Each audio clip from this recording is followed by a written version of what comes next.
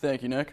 Quebec Senator and former NHL coach Jacques Demers has been hospitalized after he suffered a stroke Wednesday night. He has been stabilized in a Montreal hospital and was scheduled to make an appearance for a radio interview on 98.5 FM, but didn't show up. The 71-year-old senator for Rougeau, Quebec has been known for illiteracy problems since 2005, which he attributes to a rough upbringing. Demers had served as a head coach in the NHL and the World Hockey Association. He also managed to lead the Canadiens to the Stanley Cup in 1933. According to a recent report by cybersecurity company Kaspersky Lab, Brazil ranks #1 in the world for cybercrime. This is raising significant worry over the security of people's online assets during the upcoming Rio Olympics. Brazil has notoriously lax cybercrime laws, making the country a hotspot for cybercrimes such as fake banking scams, phishing, and all sorts of malware. The Brazilian authorities say their unit isn't as beefed up as the cybercriminals' tech is, but they do plan on training more cop units to handle cybercrime just in time for the Olympics on August 5th.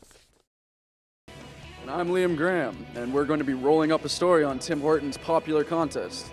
All this and more coming up on Ignite News. In the latest update from the Tim Bosma trial, today jurors are expecting to hear from police officers who found an incinerator on defendant Dylan Miller's farm.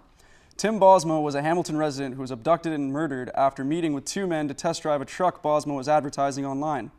Bosma's burned remains were found only days after he went missing. The trial is into its third week at the Ontario Superior Court in Hamilton. One of Hamilton's longtime lawyers has had his license to practice revoked by the Law Society of Canada. Peter Borkovich admitted during his Law Society disciplinary case that he had misappropriated more than $200,000. The money came from two estate funds, and Borkovich engaged in dishonest acts in relation to his practice.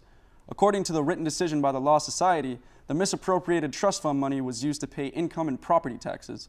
The account irregularities only came to the Law Society's attention in 2014, but the consequences have finally caught up with Borkovich 2 years later.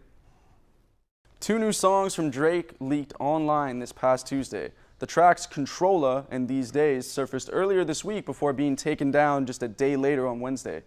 GQ magazine described Controlla as a zippy but laid-back adventures, while other media outlets like Billboard describe it as a smooth, hip-swaying number.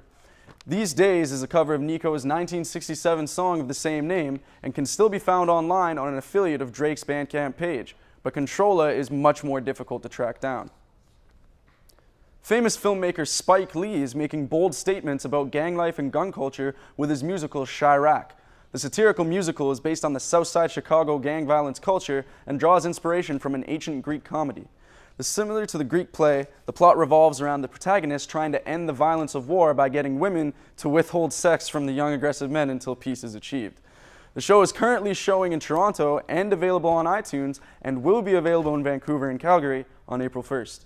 That's it for entertainment. Now back to the news desk.